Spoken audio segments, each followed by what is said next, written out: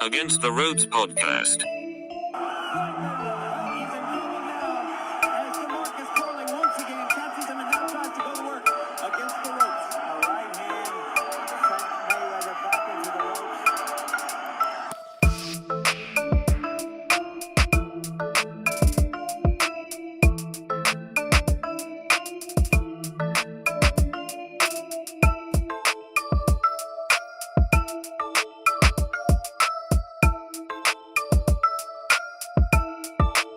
Contra las cuerdas.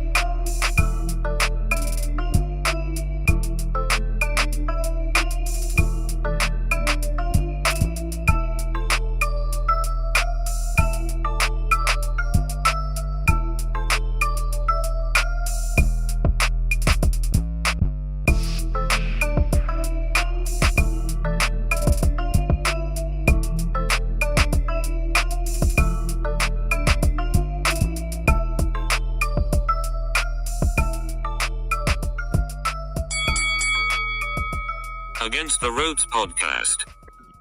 Ladies and gentlemen, welcome back. AtR podcast. Gio Garcia here. Chris, what happened? Your screen disappeared. I don't know what happened to your screen, but Chris is here. I'm gonna go ahead and fix it. Not sure what happened there, but ladies and gentlemen, welcome back to another show. Let's see if that fixes Chris. No, it didn't, but what episode is this, Chris? Do you have it there on you? 265, 260 something? Yeah, we're around two. Man, Chris doing magic tricks over there. Welcome, Chris. Chris is here. What's up? There we go. Yeah, now 265, Gio, man, a great weekend of boxing. I know Canelo right now is taking my spot, but I'm here. Yeah, Gio, I gotta say, man, this was probably my funnest weekend covering boxing. There were just so many fights, so many names. Again, lots of surprises, bunch of action, both in Arizona and in Las Vegas, and some here in LA. But for sure, Gio, this has been the best overall weekend of boxing in 2024. Yeah, man. What a start to the show. Chris disappeared. His screen disappeared. You'll see it on the replay, but yeah, hopefully you guys start trickling in. We did have a couple of technical difficulties, so for you guys who were waiting on the other video, hopefully you hopped onto this one. But yeah, man, a ton of boxing, Chris. I don't remember a weekend this stacked overall. We talked about it, last week. These networks were competing, indirectly. There was 2 fights on Saturday. I was listening to last week's podcast. I called it Showtime still, Chris. I called it Showtime. It's Amazon. We forget, but PBC on Amazon, of course, in the zone on the same night.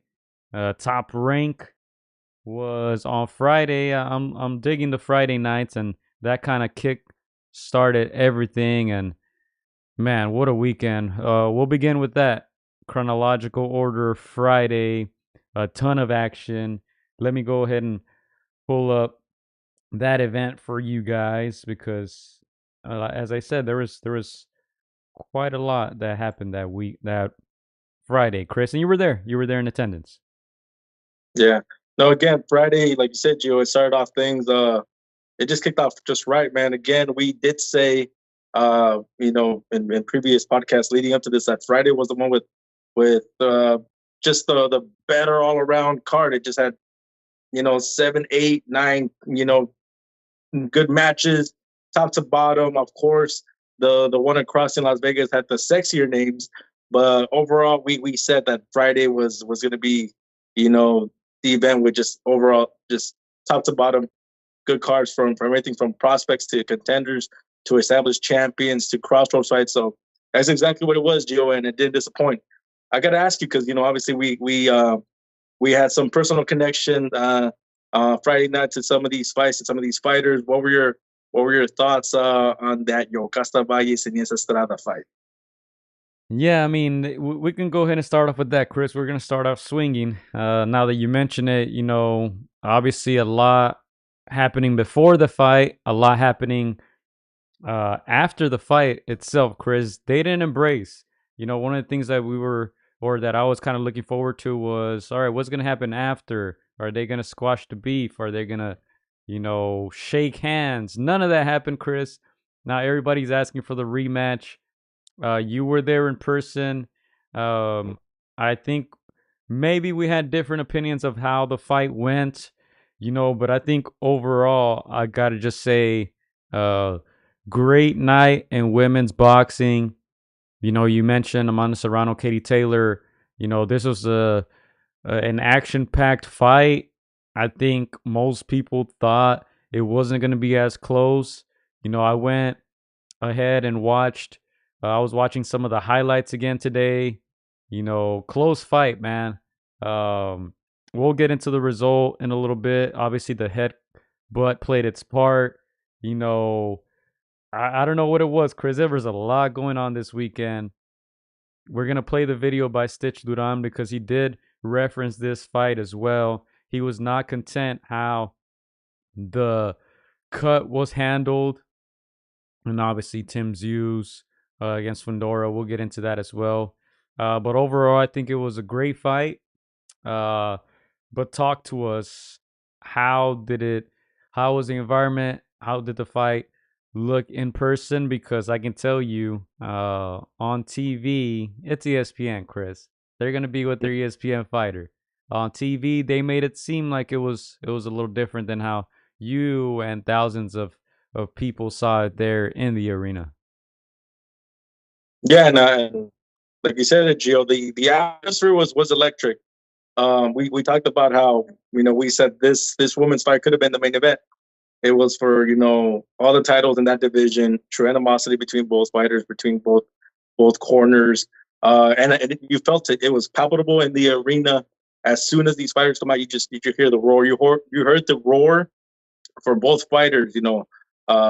Obviously, we talked about how the fans gravitated to Yokasta Valle's humbleness, her classiness, her, just being respectful for the most part. And, Seniesa got a bit of a pop too, but you could feel like it was they were leaning towards Yokasta Valle. And again, I know we have a little bit of a bias. I had to take them up and try to see it as impartial as possible. But yeah, Gio, I feel like we saw two different fights: the people at home and then the people in the arena. Because again, the people in the arena, they see the whole 360. What I can't see on one side, somebody else will see it on the other side. So again, it was a little shocking to see that result. Again, we talked about if it's gonna sway, one way, those scorecards had to be a little bit close for us to believe it. And I think that's why the crowd booed Seniesa Estrada that night. Yeah, and on the other side, on the flip side, Chris, on TV, as I said, ESPN is going to do what ESPN does, right? So they made it seem like this was a one-sided fight. Obviously, for who, the top-ranked fighter. The more I watch the fight, the more I watch the highlights, it seems even, man. And look, I don't know if Valle was able to pull it off. I think we knew that it was going to be an uphill battle. Her fighting on another network, her fighting in Seniesa's essentially backyard, because Valle's from Costa Rica. She's not from out here, So those were the talks before the fight. Of course, a lot of questions toward Valle were, hey, do you think you can pull off decision? Obviously, they didn't. I thought the fight was a lot closer than the judges had it. I wouldn't be mad at a draw, but if they are smart, they get the immediate rematch going. Chris, there's no other big money fights. I don't think for either of the fighters, So if Top Rank is smart, they make the rematch happen. I was able to talk with Coach G on the phone. I believe it was yesterday. She mentioned that the Top Rank people, um, said, hey, let's get the rematch on. They're interested.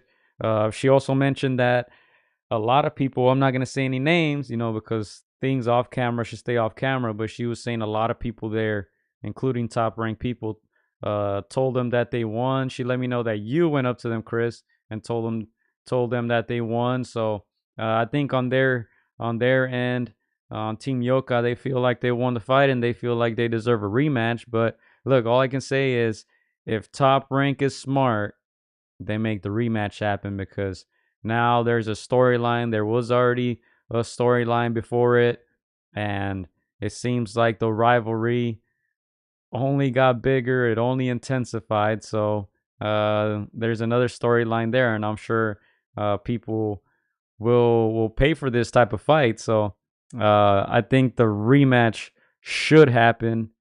I know on the Seniesa end, she said, hey, the fight wasn't close, so it doesn't warrant a rematch. But what do you think, Chris? What are your thoughts? And then after that, I can go ahead and play that clip, because as I said, you were out there in Glendale, Arizona, so you were able to get all the interviews and stuff. So we'll play a little bit about what Seniesa and Yokasta Valle said after the fight. Well, like you said, Gio, there was no amicable, handshake. There was no, burying the beef at the end. You said it, Seniesa, when we asked her if a rematch was warranted, she did say that she felt like the fight wasn't even close. When I saw that fight, Gio, I gave Seniesa a lot of the early rounds. I saw Yoka take over, in the middle rounds, and then the last rounds, I want to say Yoka won maybe the majority of those. So that's why I gave her the edge slightly. Like you said, it could have gone either way if you break it down, or it could have been a draw, in my opinion. But the fact that it was, so wide, and of course with Seniesa, having bragging rights because she does walk away with the titles. She did say that she's all like, it wasn't close.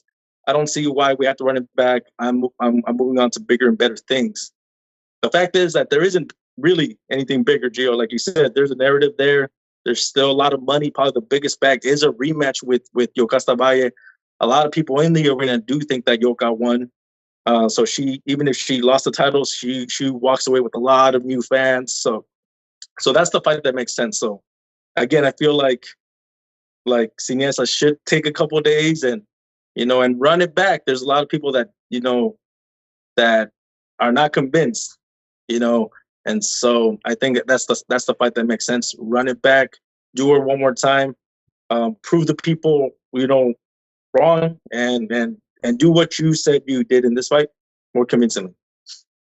Yeah, and look, I put the poll there. Let's go first to what they had to say. Let's play this clip by Yoka. Tanto a Costa Rica, Latinoamérica, mexicanos que me apoyaron, decirle que gracias, que esto sigue, voy a seguir fuerte, entrenando fuerte para lo que sigue y volverme, como dije, convertirme en campeona mundial. Eso está empezando y me motiva más el apoyo de todos. ¿Qué te dijo Jackie Nava al terminar la pelea? Porque estaba muy emocionada, fue a tu campamento y creo que es una historia bellísima. La mejor peleadora de México, en la opinión de Resto Amador, estuvo contigo en todo momento. Por supuesto, esto no acaba acá. Créame que solo descanso lo que tengo que descansar de la cortada y voy a seguir entrenando para recuperar mis títulos mundiales. Eso es lo que quiero y esperemos que, no sé qué estarán pensando, bueno, tanto el promotor de Costa Rica, Mario Vega, Golden Boy, para lo que sigue, pero yo estar listo para volverme a convertir en campeona mundial. Sería All right, so that was Yoka Valle on her thoughts, and then let's go to the poll. Let's see how people. Obviously, she said she thinks Senesa's dirty because she thinks there was an intentional headbutt that obviously affected the fight. But look at the poll here: 40% think Yoka won, 60% think Seniesa won. 391 votes. Chris. Yeah, and again, this fight, could have been slanted one way or the other by a round or two. So again, we have very, very knowledgeable fans. I would not have been mad if the fight was scored that way, 96-94 to Seniesa's way.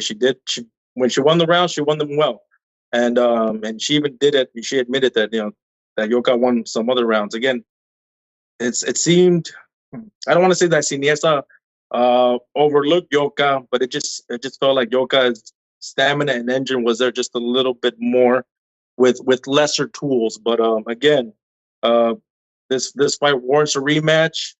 Another great payday for both of these ladies, in my opinion. Again, for all the titles, I don't see why you don't run it back. Again, maybe it's just pride on Tanissa's part. Maybe it's just like, yeah, I'm gonna make them wait. You know how these fighters are when there's true animosity. They're like, nah, we're not doing it again. One and done.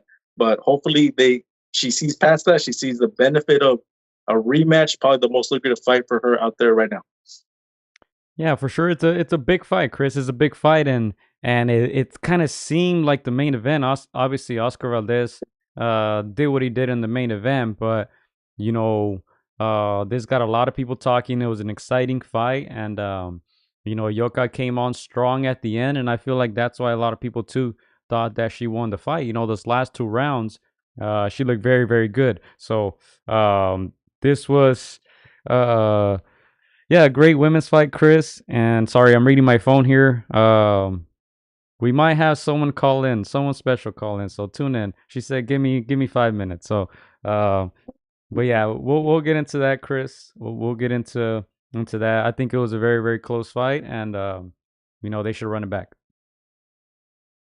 Yeah, again, I know that Yoka is, of course, in those post interviews, she was a little sad because even with the moral win, you take the crowd, you still relinquish those titles. So that hurts. That hurts on many levels, on an emotional level, on just all the work you've done. But yeah, I think that fire is there for her to run it back. There was that narrative out there. A lot of people thought that Siniesa was on a different level, and we see that it was a very competitive fight. And so why not see that fight again? Again, Gio, no disrespect to the main event. After that fight, I had almost forgotten that there was another fight. The main event. So it just tells you how great of a match it is. Again, there was a lot of storylines out there. There were some rowdy fans in attendance that were not pro Yoka's team. And again, it was, again, I kid you not, Joe. I feel like that crowd, it reminds me a little bit of Rocky against Draco, when that crowd just turned on Drago and it went to Rocky. It felt that way. But again, yeah, can't wait to see if we get some answers, if we get a rematch. I'm not interested in seeing Siniesa fight anybody else. All right, and yeah, some things I must highlight. Yokasta Valle, she's a machine. Did not get tired. Threw punches all 12 rounds. Seniesa, I thought she was going to be, she's going to show a little more power, be a little more responsible defensively, but credit to Yoka, credit to Seniesa. They went at it, both of them. As I said, great fight, and then we'll get some more words on that in a little bit. But let's go to the undercard real quickly, Chris, because as I said, we do have a lot to talk about. That's about 20 minutes in already. Last show was about 2 hours, so we won't try to hold you guys too long. We'll go through this quickly, Chris. Art Barrera Jr., another RGBA fighter. He got a quick knockouts in this one, Chris. 2 rounds. In 2 rounds, he got that stoppage. Another RGBA talent. You guys see this fight here.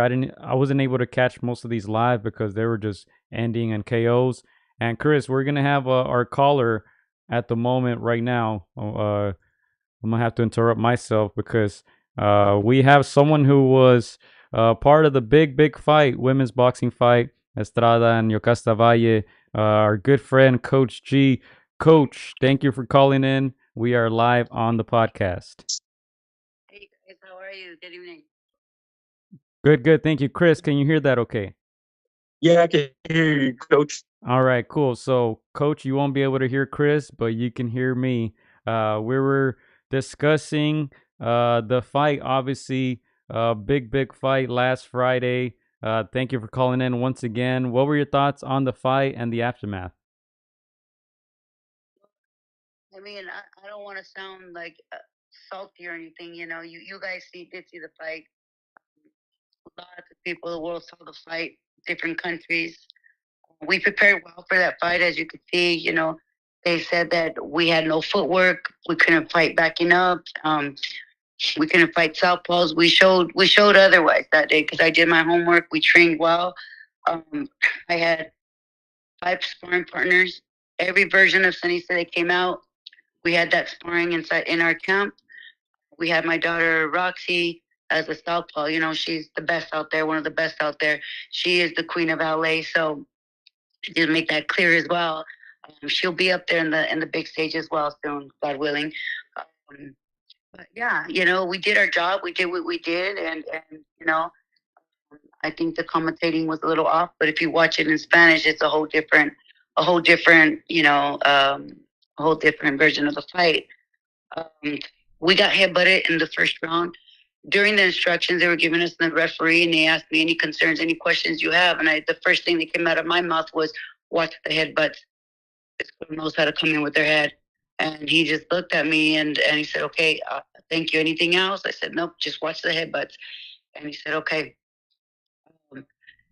Round 1 starts. I believe it was a minute and a half into the fight. We get a really bad headbutt. As you can see the video over and over, you know, she comes in with her head a lot. And we got cut. We got a big gash on the eye, you know, and that was a big result in the fight too. You know, can you imagine if we had 2 eyes with no blood in our eye?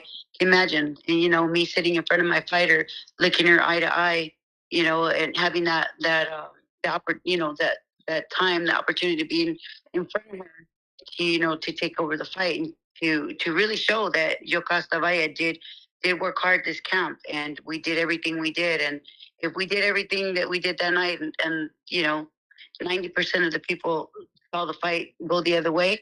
Can you imagine if we had 2 eyes and she had her trainer in front of her? It been a whole different story. But, you know, I mean, it's boxing. And, you know, I'm not going to say, oh, we are robbed. It's boxing. But for her to say that, you know, go cry in Costa Rica, you're not getting a rematch because the fight wasn't even close. I mean, I just think that she's not, you know, that's the attitude that's not good for boxing, especially women boxing at that level, at that stage, the highest stage where you want to be. And, you know, just act gracefully, act humble, you know, and give the fans the fights they deserve. Why not be the Marquez Barrera? Why not be the Marquez Manny Pacquiao in the female, and the, you know, Katie Taylor and Amanda Serrano? Why not do that? Why not give the fans the best female fights there is out there and make it a trilogy? You know, why deny that? And you know, I mean, that's why I wasn't, you know, salty about it. I was just, you know, speaking facts. What were your thoughts about the crowd reaction as soon as they announced that decision?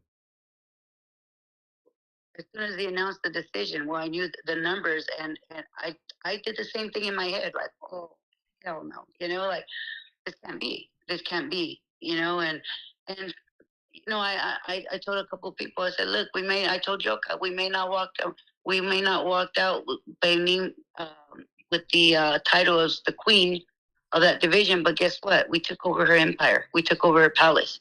What's a queen without an empire? What's a queen without a palace? You know, so now they know who Yokasta Valle is, and you know, that's what we want. We want the people to be happy. We want you know, many people jump ship because they saw how classy Yokasta was. They saw how professional we were throughout the whole camp, and you know, I mean, the TV networks made it look. It was just about me and Seniesa. Like, I betrayed her. There was no betrayal in the first place. Let me make that clear. There was no betrayal. I was great friends with them when they were younger. She was about 12, 13 years old, all the way to 15. They went their way, I went my way. You're going to be salty about 18 years down the line that I trained.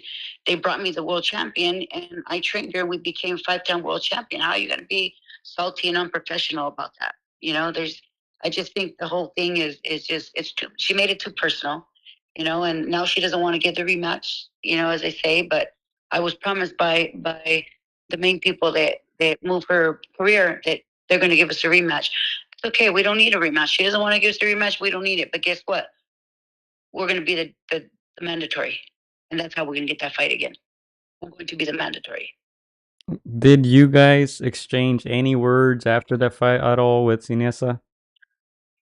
No, she's just still salty, talking, all her trash, and when we were walking back, and how are you gonna have a mouthful of words when you just got booed by thousands of people? She brought the belts back when we were with the media. She brought the belts back, and she kind of like threw them, like very, very, very unprofessional, it's very unprofessional, and with mala gana, which is fine. She just got booed, so it is what it is. How is Yoka doing? Obviously, she got the big gash. Took the loss on paper, but as you said, won the crowd. How was Yoka after the day after the fight?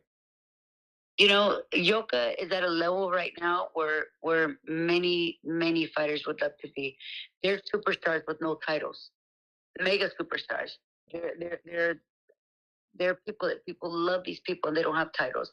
Yoka doesn't need those. She has her belts still. Yoka doesn't need the title of like, oh, I'm undisputed. What she showed Friday night, she won a lot of people over in her whole country. They're out there waiting for her, ready to do. I mean, everyone's just waiting for the queen to get back to Costa Rica, and they love her because Costa Rica is not big in boxing, but Yokasta Valle is. And they don't support boxing; they support Yokasta, and that's all that matters. She didn't let her country down. She didn't let her people down. She gained a lot of new fans, and that speaks volumes right there.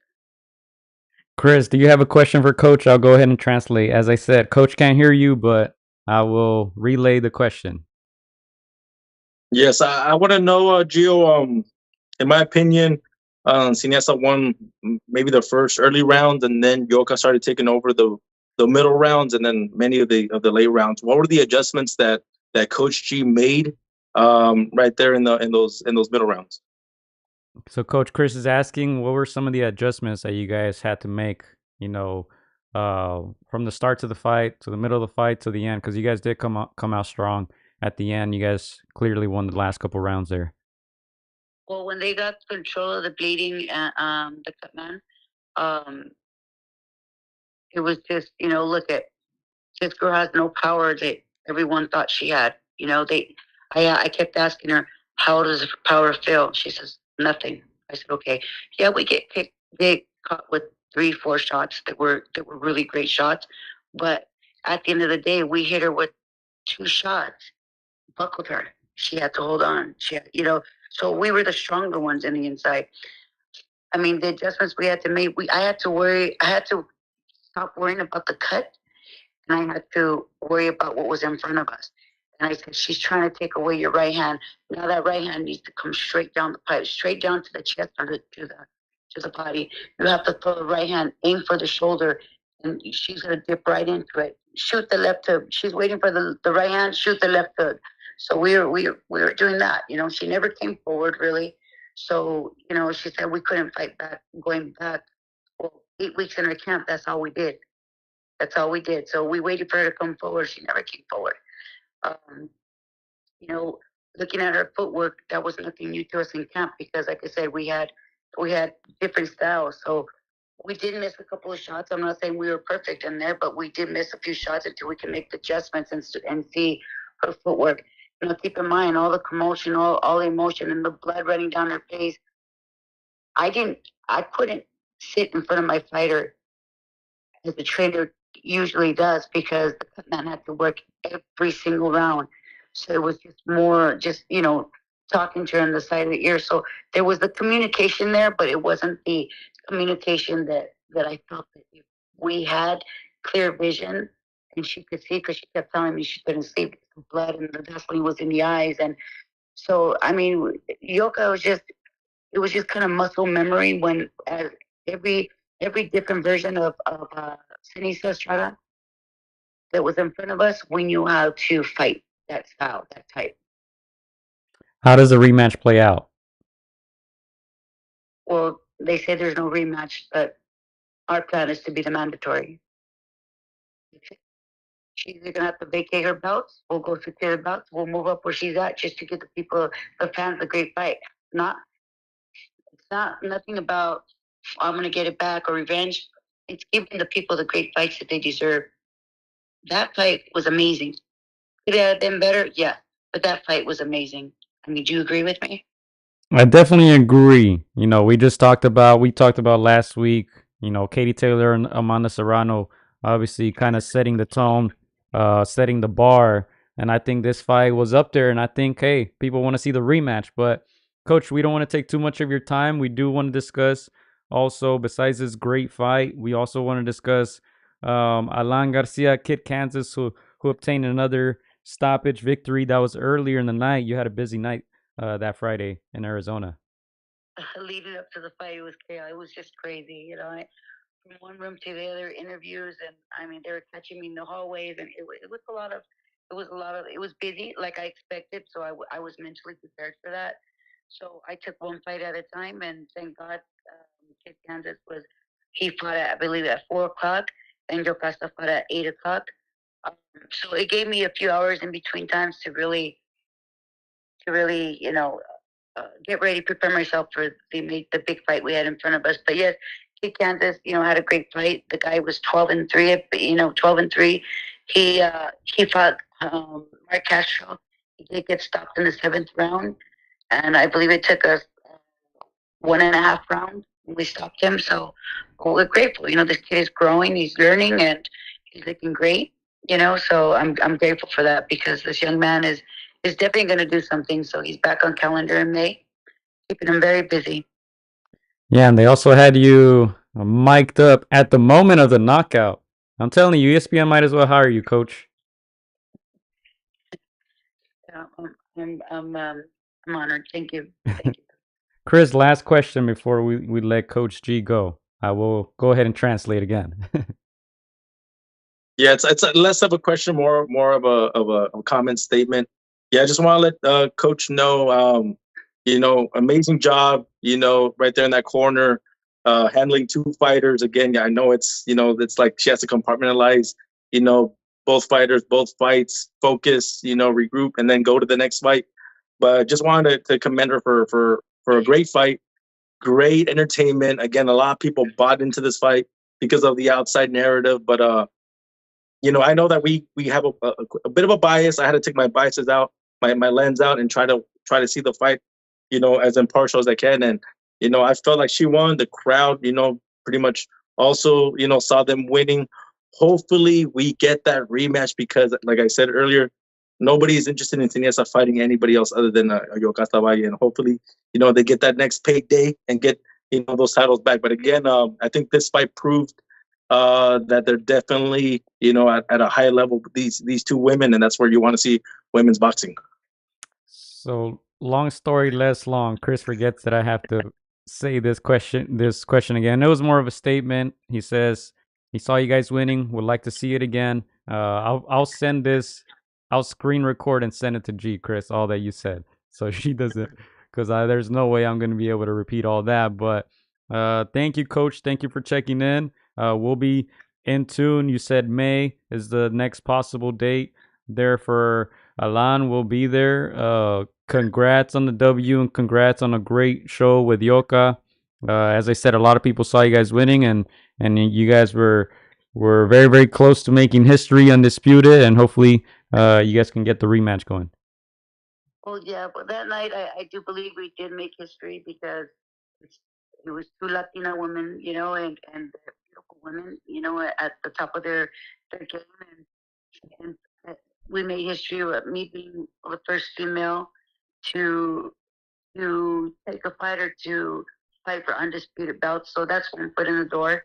It didn't go our way Friday night, but guess what? We won a lot of respect and won a lot of fans, and I'm grateful for everyone that supports us, and I'm grateful for even for the people that don't support us that just want to pay, pay to watch us fail. But you know what? At the end of the day, it's all a business. I appreciate everyone. We appreciate everyone. I'm sorry, I'm barely getting my voice back, so my voice is really, we're glad, we're happy that we lived up to the hype. And, you know, that's not the last of Yokasta Valle. You just made her hungrier. So be ready for not the rematch, but for the mandatory fight. And there you have it, ladies and gentlemen. Coach G, trainer of Yokasta Valle, also trainer of Alan Garcia. Thank you, Coach, once again. Have a great night, and we'll talk soon. Thank you guys for having me. Good night. Thank you. Good night. Coach G, ladies and gentlemen. Man, there was so much that happened, behind the scenes. As I said, conversations off camera should stay off camera, so we don't want to get into that stuff. But yeah, hopefully they get that, and if not another big fight. We know they sell out stadiums in Costa Rica, Chris. So I think they're gonna be good either way, and we'll see where Seniesa takes it, undisputed champion. I think that's one of the good things in boxing, though, Chris. The best are fighting the best. So we're seeing a lot of undisputed champions nowadays, and hopefully we continue to see that, man.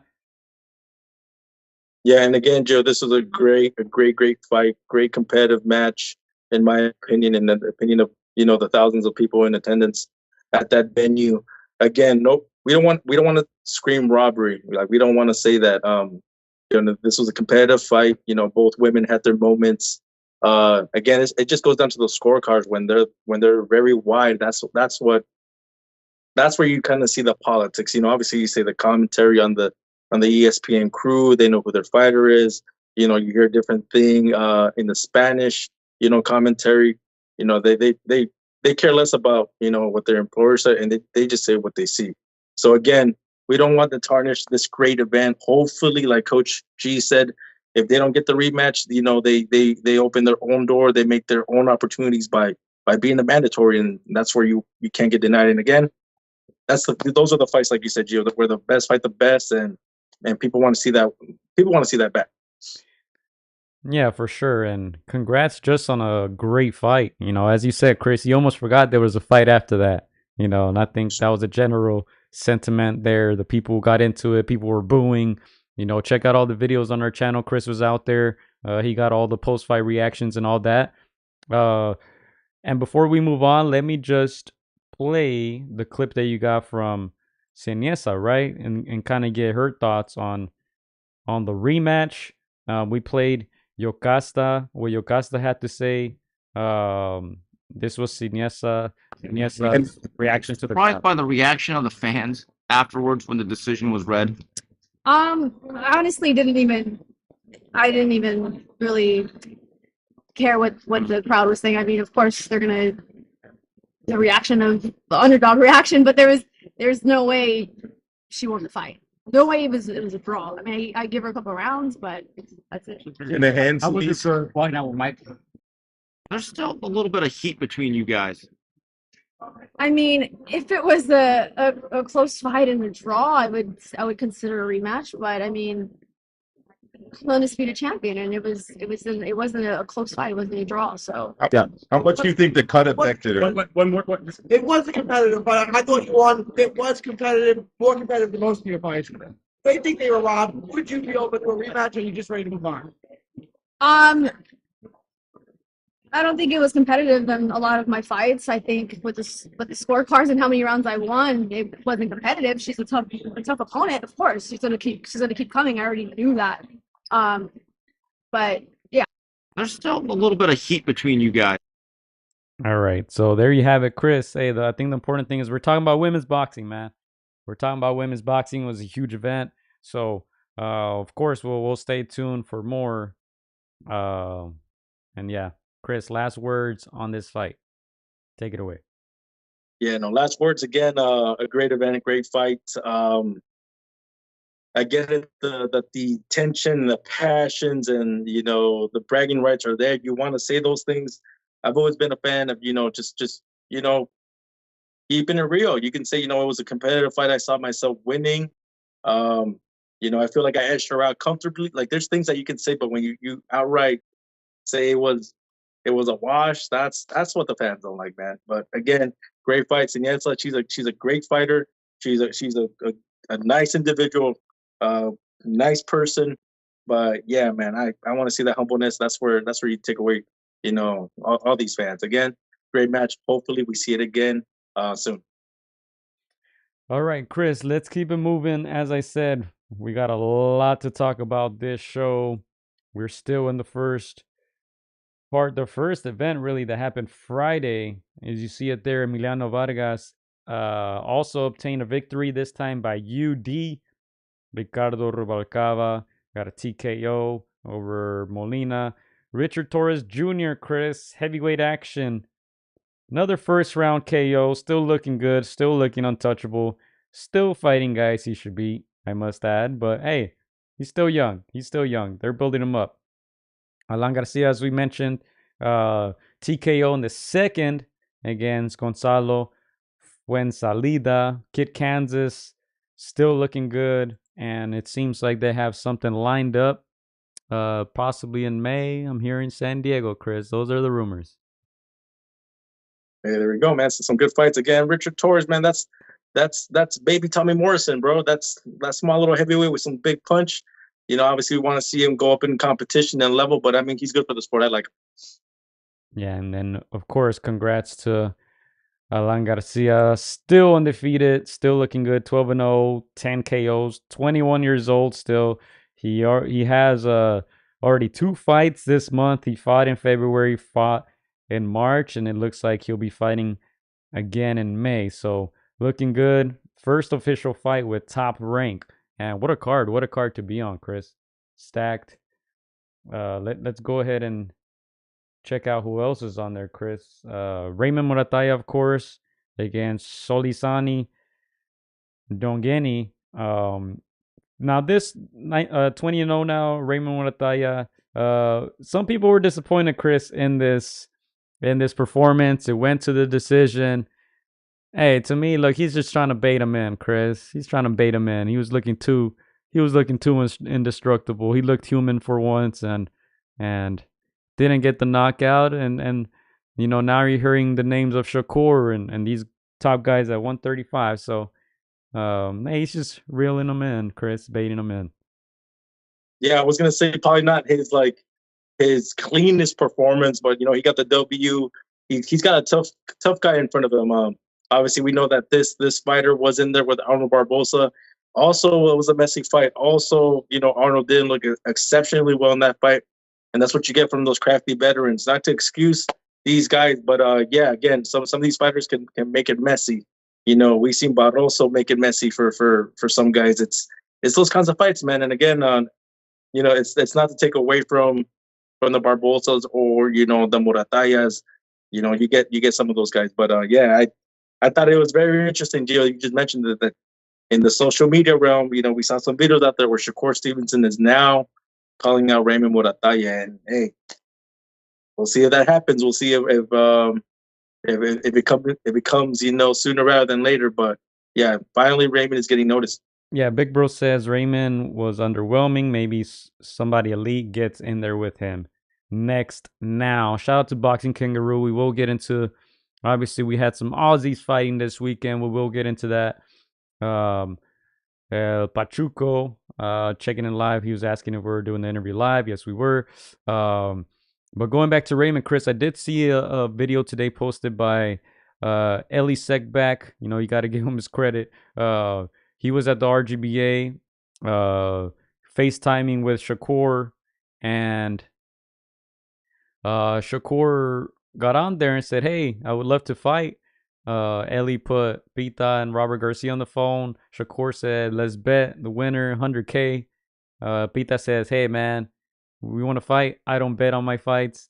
And then Robert says, you're crazy. I don't make that much money. You're a millionaire. He's like, I don't got 100K like that. So, but they were kind of just joking around. And yeah, both sides were saying, hey, you're a great fighter. He's a great fighter. Let's get it on. So, I don't know if that happens immediately. I think they're going to take their time with Raymond. And Shakur's fighting in Newark against, I don't know who, Chris. So he's in no hurry to get back in there with a tough opponent.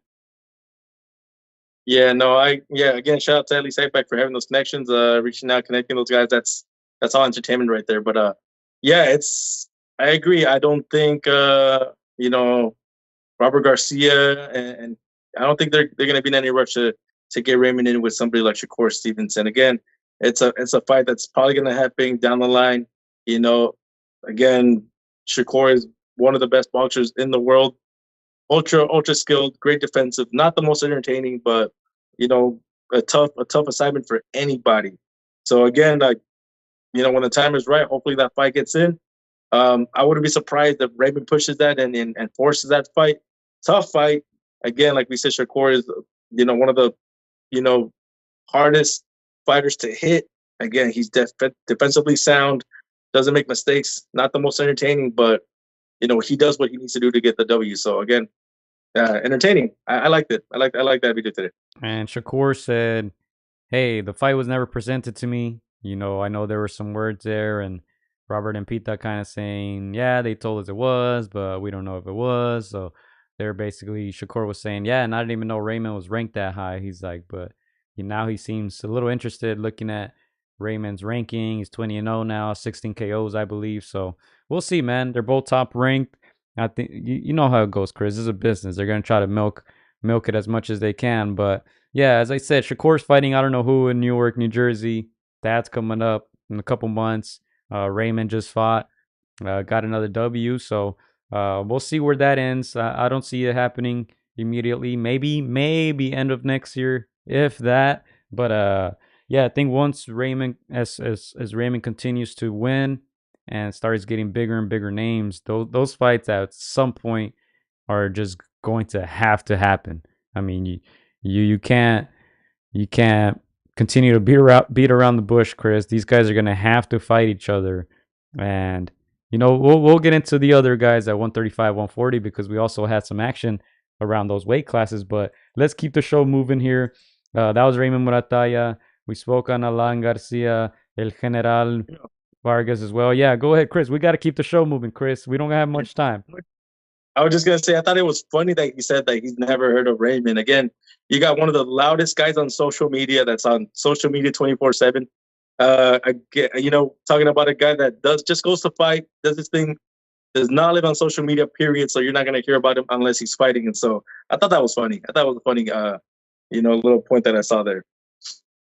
All right, so we'll keep it moving. Lindolfo Delgado also, he looked good. He got a KO win against Carlos Sanchez. I'm liking Lindolfo. What is he, 20-0 now? 15 KOs. He's 29 years old, so you know he'll step up in competition soon, I'm sure. And then of course the fight that we spoke on, Seniesa Estrada, Yokasta Valle, 97-93, all three judges, and Seniesa becomes the minimum weight undisputed women's champion. Now, Oscar Valdez, Liam Wilson, Chris. I'll pull up the graphic of our predictions. I did write those up, made it into a graphic so you guys can see. But talk to me about this fight. As you said, you almost forgot that there was an actual main event in this card.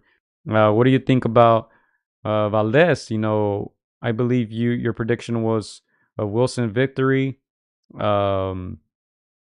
I thought Wilson had a good chance of winning, but you know, Valdez pulled it off. I don't agree with the stoppage, but give me your thoughts as you were there live in the arena.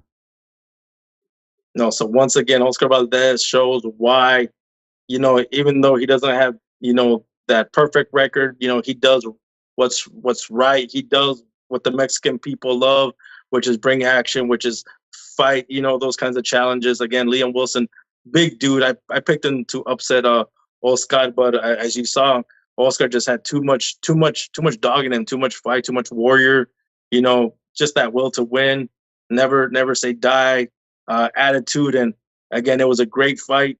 Man, again, you know, it just reminds me why this fight, you know, was the main event. Again, yeah, just overall great performance from Oscar Valdez. We talked about how, you know, he's had two losses in the last 3-4 fights, and this was a crossroads fight for him. And again, one big fight away from just getting back in the good graces of the Mexican people. Yeah, I don't know if it was a great performance, Chris. I think he got the stoppage. As I said, I disagree with the stoppage. Leon Wilson was literally throwing a left hook as the referee intervened, so I didn't understand it. But look, hometown fighter, you're fighting against a foreign guy. They're never gonna get a fair shake. I thought Wilson was coming on strong. I liked what he was doing. I think little by little he was hurting Valdez. Valdez even said it after too, that some of those shots hurt him. I think he took a couple shots to the ribs that hurt him. But hey, Valdez got the victory. People were happy. He's probably gonna get one last big payday. We know. Venado was there in attendance, so that's an all-out Mexican war, I'm sure. I think Valdez is better off fighting those guys who are a little smaller because he struggles against the bigger guys, and I would have loved to see, the fight continue and see what Wilson can do. Wilson, of course, you guys remember, almost stopped Navarrete. I thought he had a good chance of hurting Valdez in this fight, but my opinion, I just think it was stopped a little too quick. But hey, you gotta do what you gotta do, right? But yeah, we'll see what happens with Valdez. Obviously, no one's gonna ask for the Navarrete rematch. Who's Oshaki Foster is a champion at 130. Venado's a champion at 126, trying to come up to 130. So there's some interesting fights for Oscar Valdez. Yeah, I think at this point of Oscar's career, like again, he's done so much. Like when we remember, the broken jaw, that was years and years ago. So he's been fighting nothing but good names, and he's been giving fight fans nothing but great fights. So I think somebody like a Venado, those kinds of fights where he's his legacy gets enhanced, gets remembered for those kinds of fights. I think that's the route he should take, and again try to maximize on those big names, big opponents, and call it a career. I think he's already done so much, and there's not much left. There's not much left for him to do. I know he still wants other divisions and stuff, but like you said, Gio, it's a tough ask to fight bigger guys. Yeah, as Big Bro was saying, Wilson was pushing Valdez back, and his punches were hurting Valdez more before getting hurt himself. Yeah, and look, that's why we were so hesitant, to flat out just say, hey, Valdez is gonna win, because Wilson is dangerous, man. Wilson is dangerous, and you guys saw it. He was coming forward at all times.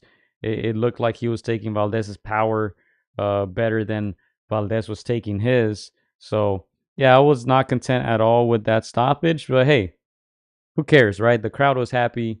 The hometown kid won, so yeah, not too many people will argue about that. I would like to see Wilson again. Maybe he has one last chance at a title or at one of the junior titles or whatnot. But yeah, I would have loved to see this fight continue and see if Valdez really could have pulled it off. I mean, you saw by his reaction, he was crying. He couldn't believe it. They were so happy. And Valdez, I think 33 years old now, so he needed this. He's going to get one last big payday. But I don't think he had a great performance. ESPN made it seem like he did. I think you said he had a great performance. I strongly disagree. But yeah, I guess we just saw different fights. I think when I say great performance, Gio, I'm talking about the crowd and everything else. But again, he says everything right in these interviews. He connects with the fans, and again, like it's like getting just another idea, and another few fights in his career to make big money fights. Yeah, so don't want to spend too much time on this, Chris. I did pull up that graphic here, our predictions. You guys see it there. You predicted. Let me see which one am I looking at?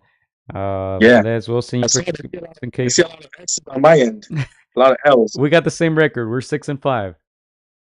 We're 6-5. Some of these I got to double check because our predictions were so long ago, and I was working on this today. But we're 6-5. We got 4 KOs. Chris, we're journeyman. 11 fights in. We're journey. Man, they're gonna look at our records. Gonna be like, man, bottom of the card, man. Bottom of the card. 6-5. Come on now. I can't market you. Yeah, at least we either win by KO or get KO'd, Chris. It's gonna be an exciting fight with us. But Can't wait for the next big fight so we can post our predictions on there. As you guys saw, we got a few wrong this weekend. I mean, as we said, a ton of action. We're gonna keep it moving. We're gonna go ahead and move to let's see, what do we have next? We'll talk Zurdo, Chris, first Mexican cruiserweight champion, 200-pound limit division. He came in at 199. I thought maybe that was a little too heavy for him, but hey, maybe he found something, Chris. Maybe he could take advantage of these heavier guys. Zurdo mobile for being a guy his size, at 68, 75, didn't always choose to box. He boxed in cruiserweight and he cruised to a decision, Chris, and maybe he can entice some of the big names. Of course, we know Canelo and the Canelo team have flirted with the cruiserweight division in the past. I would not be surprised to see Ramirez, Alvarez for the cruiserweight title of the world Mexican Independence weekend. Well, you said it, Gio. We said it, in previous podcasts. If Zurdo's able to pick up a title, that's the one thing that he can entice Canelo for a fight. So you said it. He's very mobile. Obviously much more mobile than some of these bigger guys at that division, which can serve him, to his benefit. I think job number one is holding on to that title. Job number one is maybe, if you want to entice Canelo, don't lose it. Don't lose this title. Try to pick, guys that you can beat soundly. We did say, we don't know who his opponent was, and no disrespect to his opponent, but it was just a gimme title in a sense. So yeah, this is the only thing that can entice Canelo, and so we know the history between Oscar and the Canelo team and Canelo himself. So just hold on to that title. That's all I can say. Yeah, for sure. And I don't have much to say. Honestly, I didn't get to watch the whole fight. I caught the last few rounds. I tuned in after the Tim Tszyu, Sebastian Fundora fight. Of course, all eyes on that card. I do want to highlight our boy Joel Iriarte, who fought 2 weeks ago, his pro debut. Fought again in the Zurdo undercard. Got another KO victory, 2-0 now. We'll see when his next fight is. But yeah, shout out to Joel Iriarte and his team. Newly signed to Golden Boy, and he put it perfectly on Instagram. He posted, pro debut 2 weeks ago, second fight now, and he's now 2-0. So 2 weeks apart. So, big congrats to Joel Iriarte and his team. Yeah, and again, he's shaking off the nerves, as these fights progress, sitting down, bit on his punches. Again, it's the transition from amateur to pro. Keeping that 100% knockout ratio intact, which is what you want to do. Like you said, two fights in 2 weeks. I'm pretty sure we're going to see him again a couple more times this year. This is what they do early in their career. They, just keep building that record. And again, he's in the driver's seat right now. Only, very, very young, still very young. And so, yeah, let's see when pretty sure we'll see him in the next 2 months. Yeah, and as Big Bro pointed out, the next Golden Boy card is in Fresno. So, don't be surprised if you see him out there in Fresno again, April 27. That's the Virgil Ortiz card, and then Jose Ramirez is also on that card. Yep. Keeping that boy busy. Let's go. Yep, and Gilberto Ramirez now 46-1, 30 KOs, 32 years old.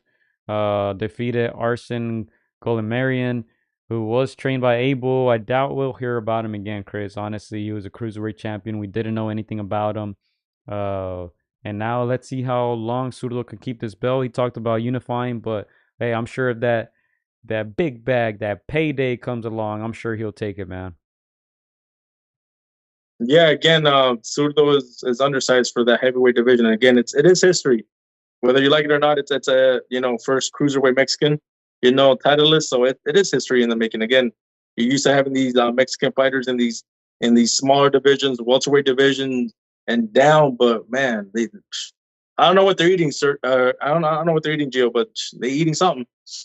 Well, he mentioned at the end of the fight, they asked him, what do you want to do next? And he's just started name dropping food. He said, I want to eat some tacos, some ceviche, some aguachiles. So you know where his mind was, Chris, and that's at cruiserweight, man. You damn near don't even have to make weight. Oh, carnal, así no se hacen las cosas. 200 No, but pounds, man. again, congratulations. He's a title holder at Cruiserweight. Again, let's you gotta entice this guy. You gotta entice this guy behind me. So hold on to that belt. Yeah, and as I said, do not be surprised. You know, when Canelo fought Julio Cesar Chavez, he was at 54 going up in weight. They fought him at 65. So I think I think that it could be a winnable fight for Canelo, but we'll see. We'll see. Maybe September. We'll see what he does after presumably defeating Munguia. He still has to get through that test, but don't want to spend too much time on this. This happened here in Inglewood, close to our backyard. On Saturday, Golden Boy DAZN, Zurdo Ramirez becoming the Cruiserweight champion. And then on the other card, all eyes on this one, right? Fundora defeating Tim Tszyu, Pitbull Cruz, punishing Rolando Romero. Chris, let's begin. Let's rewind a little bit and begin with that card. We did have some interesting action. Molten defeated Cuba. Good fight. Good scrap. Who else did we have? We had a couple fights that were actually free on YouTube. I watched the prelims, quote unquote, on YouTube for free, and then after that you had to pay for the rest. But they did show Bohachuk as of course against Brian Mendoza, which was also a good fight. Bohachuk looking very, very strong. It all pointed at him possibly getting the winner of Tszyu Fundora. I think with Fundora, I don't think many people believed he was going to win. I don't think PBC believed he was going to win either. They were already talking about Tim Tszyu against Crawford, Tim Tszyu against Spence. They were already lining those up. But once Fundora wins, everything just kind of, all those plans just kind of go out the window. And I think they're just trying to regroup and see what's next. But decent undercard there. Ray Martinez too, I think won a majority, struggled a little bit, but they put a decent undercard for this first Amazon Prime Video show, Chris. Yeah, no, like you said, the first show for Amazon Prime, which is no surprise why, they started a little bit early. In my opinion, main event started a little bit early. I got a little late to the arena because I was like, what the heck? Like, Cruz already fighting? Rollies? What's going on? But it's Amazon Prime. They want to, serve their East Coast people as well. First event. I got to ask you, Gio, of course, the big story of the night was that upset by Sebastian Fundora against Tim Tszyu. What were your immediate thoughts when you heard that decision? It's going straight to the main event, huh? Well, let's go, man. Go. I didn't see Fundora winning. I think obviously the cut was advantage Fundora. Fundora was also bleeding a lot from the mouth, from the nose.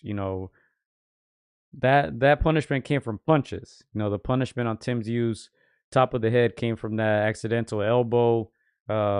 Let's play, man. Forget my thoughts, man. Let's play what Stitch Duran had to say about this. Let's go straight to it, man. Let me see. Are we on the right screen? Yes, we are. All right. I've been getting all kinds of messages and just finished doing an interview regarding the cut on Tim Tszyu. Unfortunately, that big vein that we have right there, if you pop it, you're not going to stop it. And he got the cut, it's the same vein. But it's important to have a good corner with you because they should have stopped it before the start of the 5th round. It would have been a no contest. They would have had a chance for a rematch and then protect him. I felt sorry for him. I felt bad that all the techniques that were being used on him were not the proper techniques on how to handle a cut. So I wish Tim Tszyu the best. Same thing happened the night before with this young girl from Costa Rica. She got a bad cut, and the cut man didn't really know what he was doing. And unfortunately, both of them lost fights. So where would they have been if they would have had a proper cut man? I've been getting all kinds of messages and just. There you have it. The Go has spoken, man. He was not content about how these cuts happen. I did get some kind of behind the scenes info on Yoka's team about what kind of happened there in the ring. But as I said, we don't talk about stuff that we don't speak about when the mics are on our camera, right? All that stuff will stay behind the scenes. But Stitch Duran, there was an interview, I forget with who, where he kind of goes into detail about what he would have done, what the corner should have done with Tim Tszyu. I think he mentioned that they shouldn't have allowed him to continue. He mentioned that vein, that blood was never going to stop. So, you know, clearly the fight changed when that cut happened. The first 2 rounds were all Tim Tszyu. I'm like, man, he's going to get a stoppage. Fundora has no answers. Tim Tszyu was already getting his timing down, closing the distance. I'm like, man, it's going to be a short night. Cut happens, everything changes. Fundora decides to box, Chris. We spoke about this last week when you asked what are the chances, what are the odds of Fundora winning. I said, hey, he has about 30% chance. You went a little lower than that, but I said, hey, if he decides to box, he can be like that giraffe fighting the lion, just keeping Tim Tszyu away. He decided to box. I think he was forced to. I think Timmy was hurting him. You saw the bloody nose, the bloody face, and obviously you saw Tim Tszyu's bloody face. His whole, I believe it was his whole left side was just covered in blood. It couldn't see the jab. So Fundora took advantage. Obviously, I think most people would agree with me if the cut doesn't happen. Tim Tszyu wins the belts, takes him home, and moves on to a bigger fight. But instead now, you know, you can't blame Fundora. He did what he had to. You know, but hey, look, it's PBC. It's PBC. That's all I'm going to say. You know, he's probably not going to keep those belts for too long. Same with Pitbull, Cruz, but they're going to keep it in-house. Yeah, no, I definitely that cut was definitely definitely changed the fight. I was thoroughly impressed with Fundora and how he stayed composed, and I feel like because he saw blood, he kept doing that jab. I was one of those people that didn't think he could, sustain, that game plan, that jab out there. I felt like he was gonna revert back to, being an inside fighter, even though I'm sure his team, everybody in attendance, everybody here knew that was just not the game plan to do. So I was impressed. Like he stuck to the jab, to his reach, and to his length, and then of course that did cause Tszyu problems. Yeah, like you said, Joe, those first 2 rounds, I think he was landing somewhere upwards of 60% of his shots, hellacious shots, big shots. You kept seeing Fundora's head snap back, but yeah, very unfortunate for Tim Tszyu because you don't want to see somebody like him lose that O in that fashion. Again, I like those kinds of warrior kind of fighters that just they keep winning and winning and winning, and it elevates other people. And for him to lose in this fashion, again, nothing against Fundora. It's not his fault. He like you said, he did his job, but just unfortunate. Again, I gotta ask you, Gio, I know a lot of people don't want to stop that fight, but in your opinion, do you feel like it should have been a no contest and just run it back, or just what are your thoughts on that? Yeah, I think I was more shocked that they let it continue. When the cut happened, you saw Tim kind of look down because he saw that blood squirting and obviously felt the hit, and then doctor went to the corner. If you remember, right when the third was about to start, they asked Tim Tszyu to go to that neutral corner. Doctor checked it out, and I saw him shaking his head, and we're all like, oh shit, fight's over. No, they were like, oh, continue. And then I don't even think they checked on him again. It was crazy. I've never seen that. But look, it's PBC, man. That's all I'm going to say. It's PBC. They had a show to run. First Amazon Prime Video pay-per-view card. They were not going to let this go to no contest, no decision, whatever. They were not going to allow that. The money is more important than that. So, hey, if they got to sacrifice Timmy, then that's what's going to happen, because look, at the end of the day, they got closer ties to Fundora. So, and, as I said, they're going to keep that belt in house. So I'm not surprised that they did that. But if it's any show here, any local show or any card that's just on a random network on a weekend, they're stopping that fight. There's no way they should have allowed Tim Tszyu to continue. He couldn't see clearly. He even mentioned it after. He's not one to make excuses, so he didn't really speak about it. But I think he was doing an interview with a British gentleman. He was saying, yeah, it was just blurry the whole time. The guy was fighting on instinct, Chris. I don't know how he was landing shots, because you can Chris, sometimes when I'm in the shower and there's water in my face, I can't even grab the shampoo. I'm just like, man, where is this shit? There's water in my face. This guy had blood in his eyes for 10 rounds, and it was still a 50-50 fight, as Big Bro said, probably a draw at worst. I still thought he won. He landed about 30, 40 more power punches than Fundora. Fundora landed, I don't know, 60, 70 more jabs. I was able to look at some of the punch stats. Obviously, they're not 100% accurate, but that tells a story. One guy, power punches, one jab, strictly jabbing. And I was very surprised that Fundora didn't really throw many power punches in this fight, Chris. Didn't really throw the left, didn't throw many uppercuts. He was strictly throwing the jab, but I think that's the only chance he had of winning. I think we saw it in the first couple rounds. There's levels to this. Tim Tszyu was at a much higher level than Fundora was boxing wise, and you saw the troubles that a guy 6'5" was having with a guy what is he, 5'9", but at the end of the day, look, it's boxing, things happen. Mark Magsayo defeated Gary Russell Jr., and Gary had only one hand, it happens.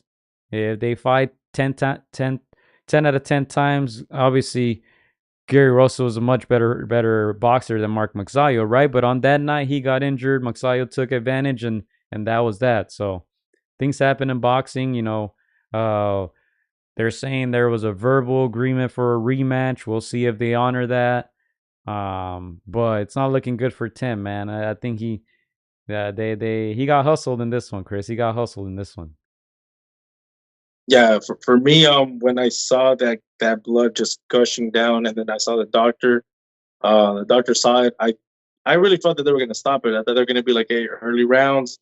He's going to keep his belts because of the no contest rule. I thought that was going to happen, but I'm pretty sure, like you said, Gio, it's the first show for Amazon Prime. I'm sure that there was things said behind the scenes, like, unless something, crazy happens, like, we cannot stop this event. So yeah, and I think they also capitalized on a guy like Tim Tszyu, that it's his first time in Vegas, his first time, in the capital, the fight capital of the world. I think they also took a little advantage of his fighting spirit. They knew that a guy like him would not want to quit. He's gonna, you gotta take him out of there for them to stop the fight. So again, it's unfortunate, but it looks like he's gonna have to wait, right, Gio? Errol Spence came in after the fight. Obviously, that fight makes sense money wise. Fundora's promoter, Samson Lekowitz, said that my job is to take care of my fighter when it comes to the business side of boxing. So it looks like that's the fight to make. Of course, there's names out there like Terrence Crawford, but obviously it is not in his benefit to fight somebody like Terrence Crawford, even though he's small. He packs a hell of a punch. So it makes sense for them to take a guy like Errol Spence in Texas. Damaged goods, Errol Spence. But yeah, again, it's unfortunate for Timmy because he is a one warrior. Yeah, and look, at the end of the day, Tim is gonna sell. Tim is gonna put people in those seats, whether it's on Australia. He's making the move now to the U.S. and that in that sense, boxing wise, trying to fight over here now in Vegas in the States. But he's gonna sell in Australia. He's gonna sell out stadiums. A guy like you said, Crawford doesn't really sell. A guy like Spence kind of does, so it makes sense when Spence try to make that happen. But let me go to a quote that Stitch said in that other interview. He said, "It's not fair to the fighters," talking about not having people in their corners who do their job properly. He said it's not fair to the fighters because of economics to let the fight continue. For the first Amazon show after Keith pulled out, no way they stopped this fight. And I mean,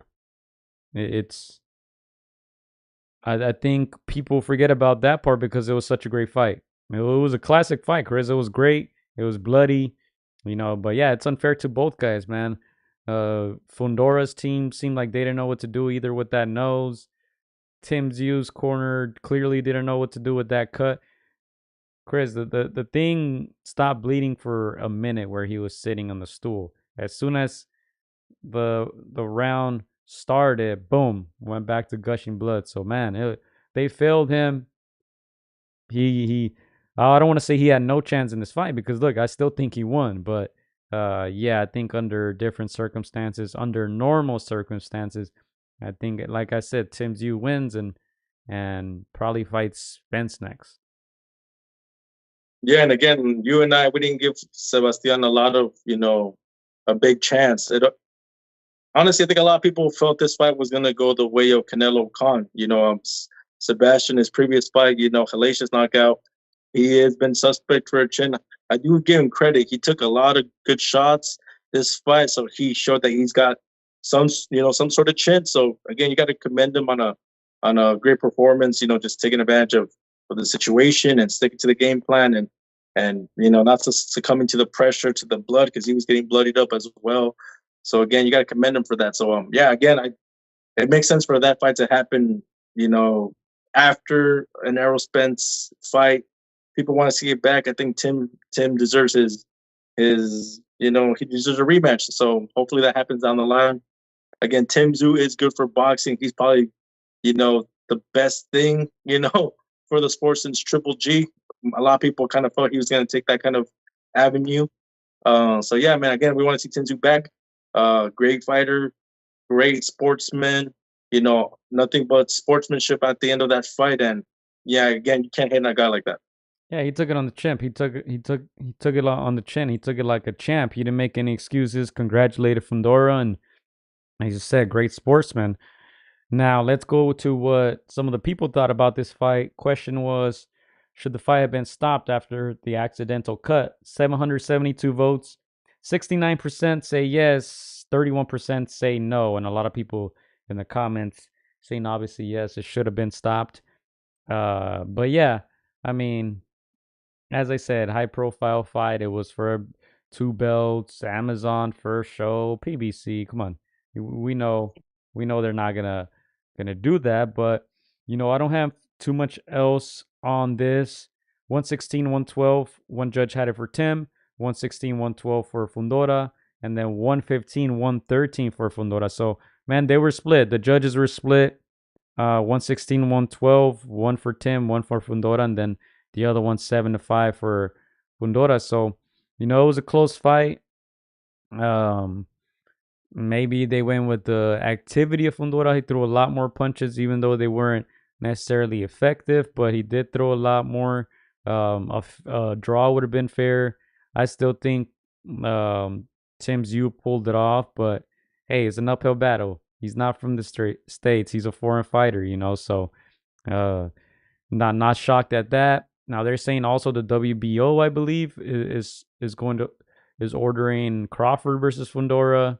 We'll see, man. At the end of the day, it's all about the money, man. I think it's the big money fight. I do think the biggest money fight for Fundora is Spence. The fair thing would be a rematch with Tszyu, but hey, they're already looking ahead, man. They're trying to cash out on those two older guys. So Crawford 36, Spence 33. They're on their last rodeo, so they're trying to cash out. Yeah, and again, I gotta congratulate Sebastian Fundora, Gio, because again, he came in 7-8 days. Of course, he was getting ready for another fight, but again, you get swapped for another opponent with the boogeyman at 154. In my opinion, that's not a lot of people giving you a chance to win, even though you are 6'6". So again, and coming off that being knocked out in your previous fight, so I gotta give him props. He is a title holder at 154. Him and his sister, first siblings, I guess, ever in the history of boxing. Yeah, that's right. And then just to clarify too, Fundora's father is Cuban, so a lot of people, because it was a big Mexican weekend, who was a Zurdo, Pitbull, Julio Cesar, Rey Martinez retained his belts. Who else won the championship, Chris? That was Mexican. Oscar Valdez. Fundora is not Mexican. He's of Cuban descent. But as Chris said, yes, first sister-brother duo to be champions in boxing. And they are led by their father. So, hey, look, they did what they had to do. They took advantage of the situation. So it's not their fault at all. But let's keep it moving, Chris. Let's keep it pushing. Pitbull, Cruz, Rolando Romero. Chris, let me just start with this, man. Before you go, let me start with this right here. Let me see if I find it. Rollies, you dumbass, getting knocked out. Focus on your opponents instead of focusing on me. God damn it. All other fighters, learn from Rollies. Don't talk shit about promoters. There's only 3 of us in the world. Oh, look at that beautiful view of Vegas in the background. But that's Oscar De Loyo. He also posted another one, Chris. Let's see if it shows up. Here it is.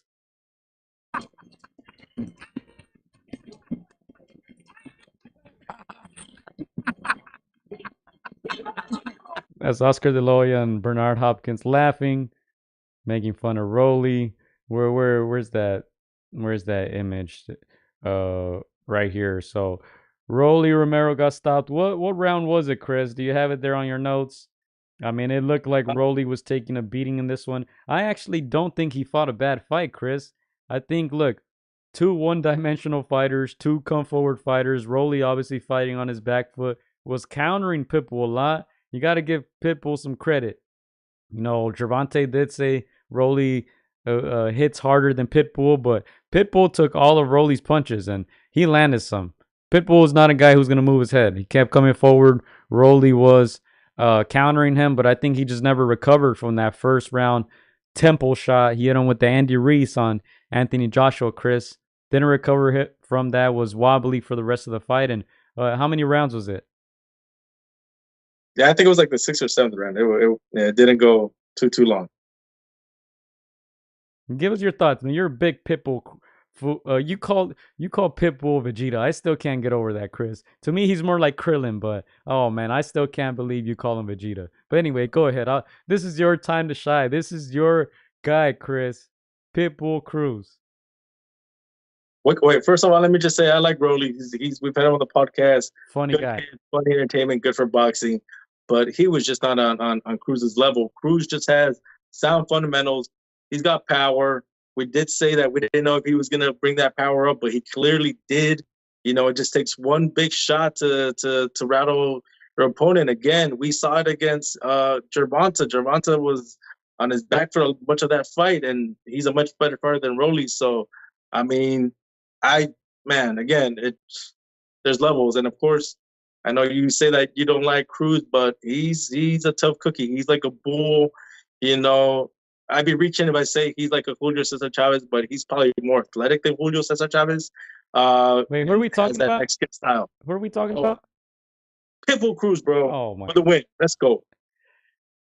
Oh man, these takes keep getting worse and worse, ladies and gentlemen. But yeah, I mean, Cruz, same thing. They're gonna sacrifice him probably to Tank Davis if Tank Davis wants that fight. As of now, it seems like he doesn't, but they're gonna keep that belt in house. So they'll sacrifice Cruz to another guy at 140. I think he's better suited at 135. There's some good fights at 35.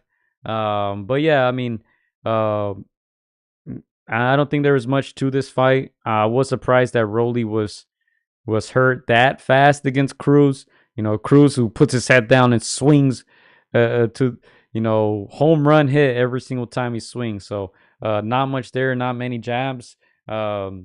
Chris seems to like him, but hey, and look, let me tell you this. Pitbull Cruz doesn't say much, right? He just goes in there, does what he has to do. The last time I checked, he had, 2.1 million, 1.2 million followers on Instagram, Chris. People seem to like this guy. The arena was loud. They were cheering for him. I don't know, it was more cheers for him or boos against Rolly, but people seem to like him. He's growing on me a little bit. I don't think he's that great of a fighter, but hey, he's a champion now at 140.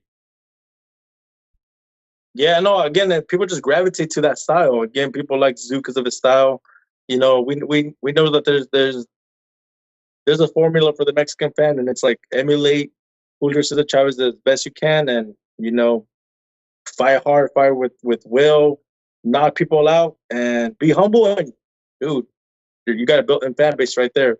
But again, I've covered Cruz at events where Andy Ruiz was at, and he got, in my opinion, more love than Andy Ruiz. So it's, again, people can gravitate to him. He's a little guy. He's not the best looking guy. He's not the tallest guy. He's just a guy that keeps coming forward, fighting and winning. And then I think that's what the Mexican faithful like. But yeah, man, I'm glad, Jay, that he's drawing on you. I'm telling you, this kid may not have the skills of a Devin Haney, may not have the sound defense like a Shakur Stevenson, but this kid has pressure. He can punch, and if he lands, he's gonna hurt you. So yeah, man, Cruz for the win. Let's go. Oh man, hey, him growing on me doesn't mean much, Chris. He went from like a -2 to like a 1 now. So don't get too hype over there. But look, there's already people trying to line him up with other guys. Subriel Matias just left PBC, so I don't think that happens. But they're gonna get this guy hurt, Chris. Go back down to 135. He's only 25 years old. He has a bright future. He's young. He's a champion now. Go to 35, man. Go get a belt over there. Stay away from the 140s, man. No, I do agree that 140 is too big for him. He was able to get a title. First of all, congratulations on winning a title. That's a big feat. But you got it against a guy like Rollies, who a lot of people felt he was no longer deserving of that title. So it's like he squeaked one in. So again, even though I do like Isaac People Cruz, I do agree that 140 it may be too big for him. So he's got to be careful. Like you mentioned, Matias just left the PBC. That would have been an amazing fight of the year. Dangerous fight for both men, in my opinion. But man, that one has take my money written all over it. But we'll see what happens. He's got a title 140. You got to tread softly, my guy. Yeah, and look, he's only a champion because of politics, Chris. Because how is Rolly champion? Who knows, right? So now, of course, that guy has to lose it because Rolly's not going to be champion for long. Now, Cruz has it. Cruz is probably going to lose it soon. But, there's been guys waiting at 140. If you compare Cruz to the guys at 140, I don't think he's anywhere near their levels. I just think there's a big sizes advantage. But everybody was calling out Cruz after the fight. Arnold Barboza said right away, hey, congrats. Hey, let's get it on. Everybody right now is doing this, Chris. They're rubbing their hands. They're saying, oh, give me Pitbull, man. He's the smallest guy out there. I'm sure all these guys feel like they can take him out. But we'll see if he stays at 140. I don't think he does unless he gets a favorable matchup or unless PBC wants to make Gervonta Davis champion, a real champion, right? Because he doesn't have any real belts. But, yeah, I didn't take away much from this fight other than, man, a lot of people were against Rolly, man, and a lot of people were cheering for Cruz, and the crowd seemed very hyped. Were you there in attendance too, Chris? You were there, correct?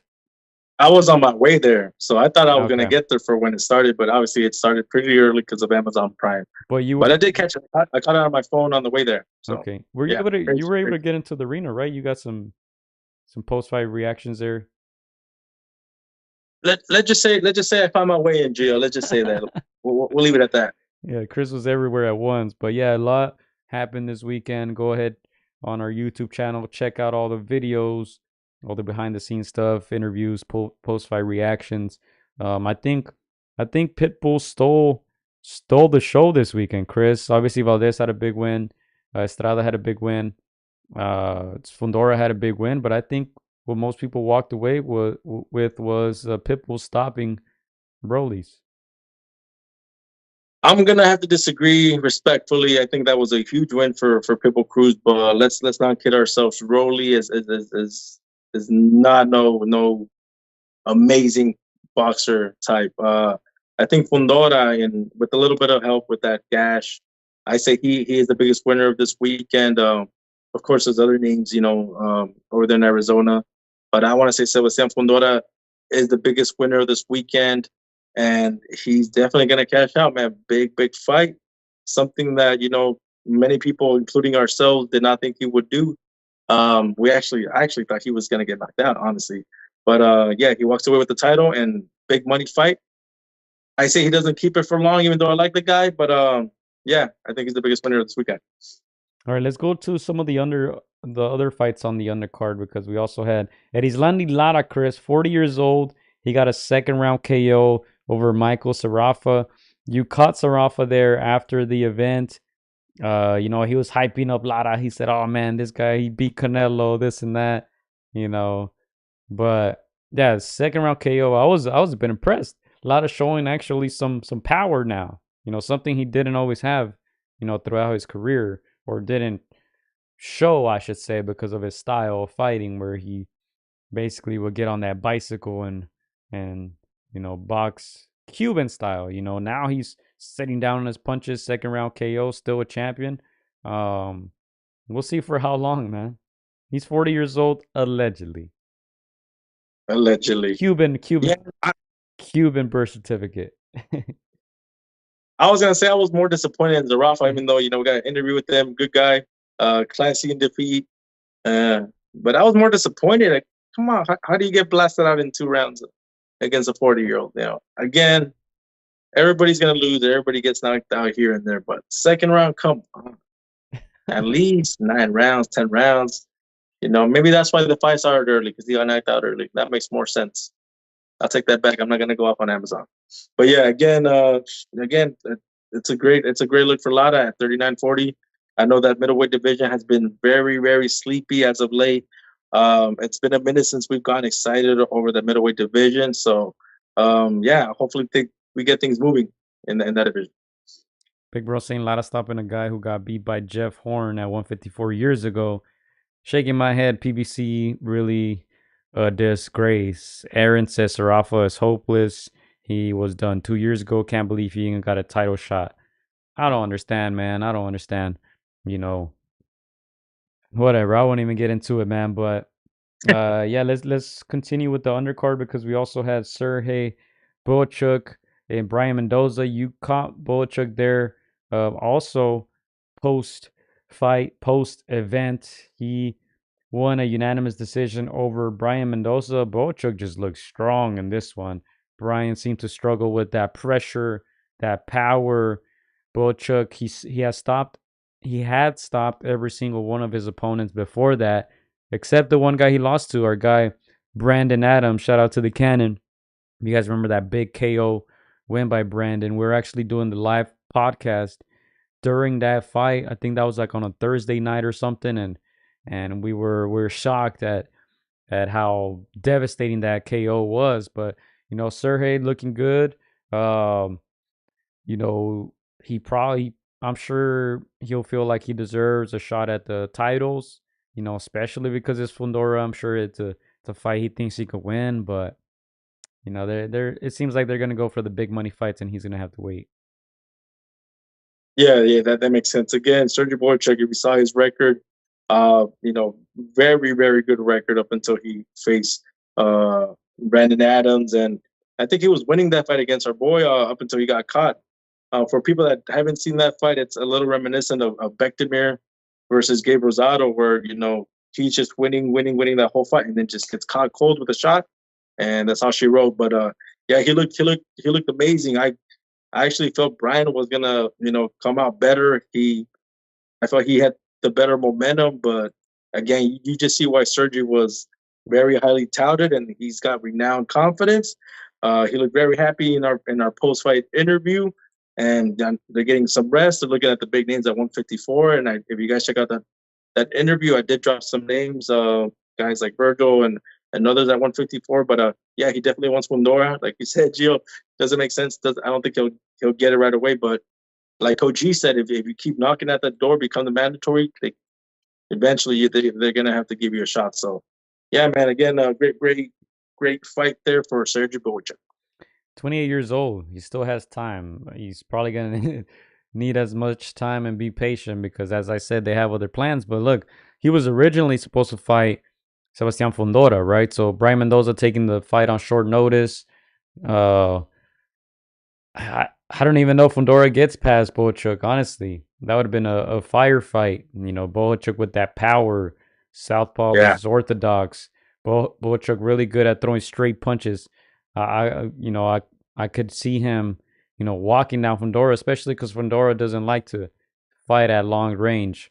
Shockingly so, but man, I don't even know if Fundora would have won that fight. So I think ultimately, with PBC probably got a better overall event with Keith Thurman pulling out. Nobody even remembers that name, Keith Thurman, anymore, but he was supposed to be on that main event. I think Tim Tszyu would have absolutely demolished him, probably retired him.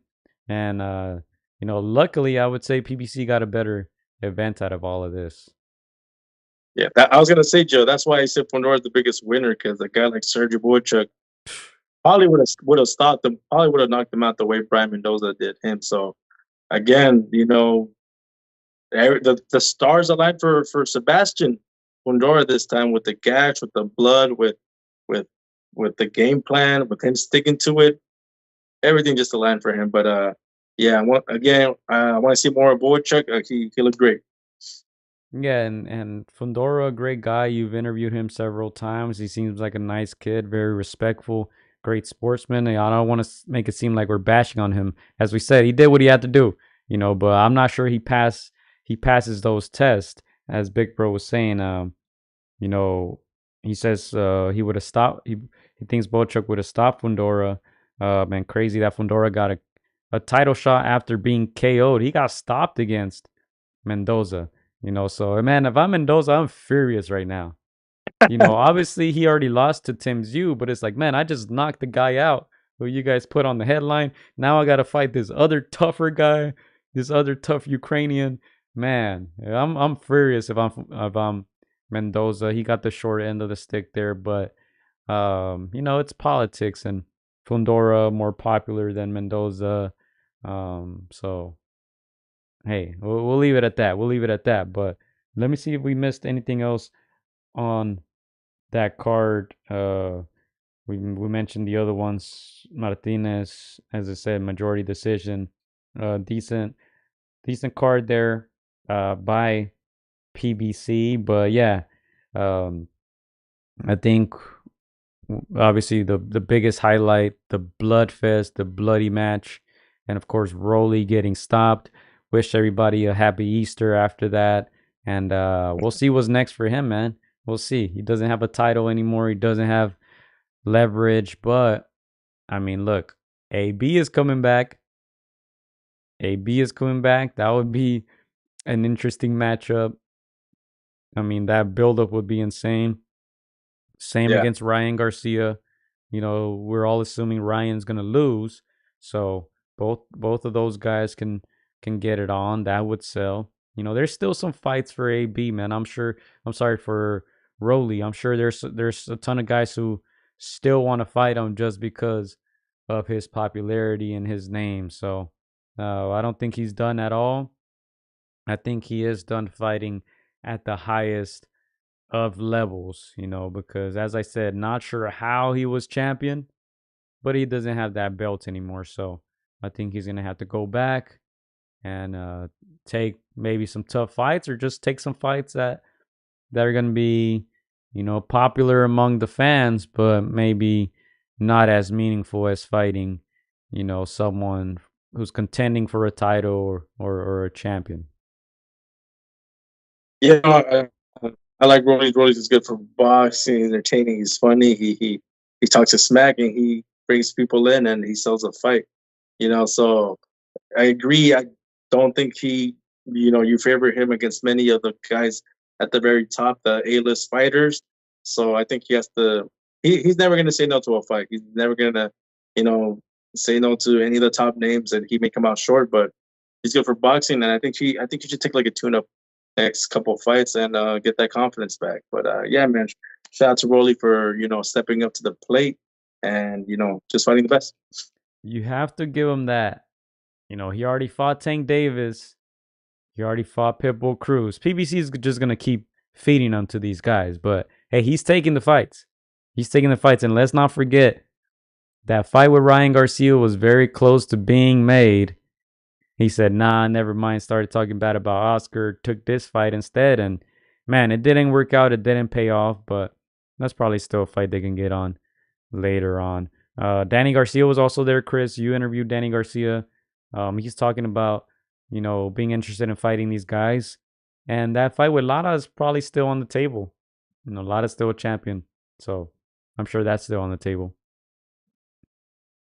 Yeah, that's a fight that makes sense for Danny. I know when I think of Danny, I feel like he's 1 foot out in retirement, 1 foot in. So it's just big fights for him. Again, I know he said something about him going through mental struggles, and hopefully he gets the help that he needs. He looked fine, when we saw him, he was in good spirits. He looks like he was itching to get back in, but again, 1 foot in, 1 foot out for me, in my opinion, for Danny Swift Garcia. Yeah, let's go to some comments here. They're saying Barroso for Rolly. Yeah, run it back. Run it back. Aaron says, poor Rollies. El Pachuco says, Pitbull's underrated. I hope that he gets the opportunity to face the best in his division. I don't think I've ever seen Pitbull hurt. You got to give him credit for his chin.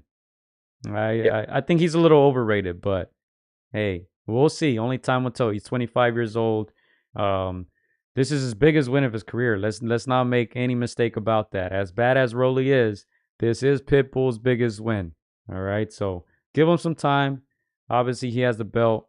You know, he's flying before he learned how to run, Pitbull. But you know, we'll see where it goes next.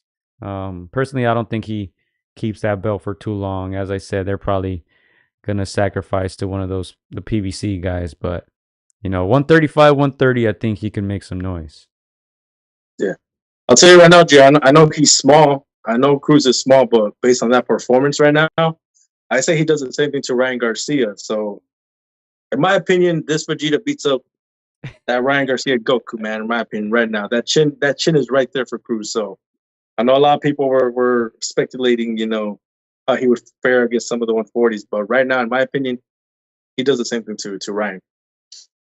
Do you think Pitbull beats Barroso? Yeah. Yeah, Barroso's crafty and but yeah, I say so. What do you think? I don't know, man. Barroso's power is different. You know, I don't know if Cruz being a natural more of a 30, 35 pounder. Hey man, is playing with fire at 40, man. Obviously Barroso's like 47, you know, but still that power he has. He was able to hurt Rolly, almost stopped him in the fight. The ref had to stop Barroso before he hurt Rolly because he just stopped him. He said, "No more, no. You're putting them paws on Rolly. Let me stop this fight." But I'm telling you, Pitbull, he a dog again. Like that age disparity. Even though Barroso's bigger, it's just he like you said, he's up there in age and Pitbull can punch. So yeah, I have to favor Pitbull. let's get Chris a Pitbull shirt, ladies and gentlemen. I might have to make the little Pitbull face or get you a poster or something. I'll get a little poster back here somewhere. But yeah, I gotta ask you.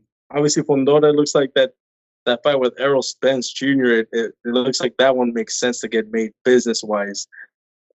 At this point in time in Errol Spence's career, do you favor him against a guy like Fundora or not?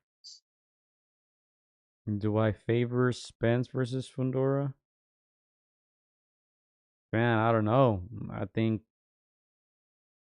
don't know what Spence we're gonna get. The last version we saw was terrible. If we see that version again, he's not beating anybody. Obviously, who was it? I don't know if it was Tim Bradley or I forgot who it was. They said or Chris Algieri. I forgot who it was. You know, Spence in his prime against Fundora. That's fireworks. Both volume punchers. Both like to fight on the inside. You know, I think Spence would beat Fundora in his prime. Right now, I don't know, man. I don't know. And I think Fundora learned something. You know, he finally learned how to use that jab, keep his distance. So I think Fundora became a better fighter. And Spence, obviously, the last time we saw him wasn't very good. So I would not favor Spence against Fundora right now. I don't know if you would.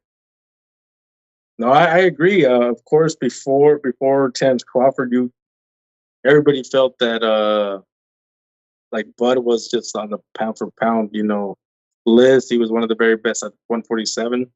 He almost looked unbeatable before Terence Bud, but after the accident, it's interesting. And again, I would have favored that Bud even at 147 against an up and coming Fundora at 154.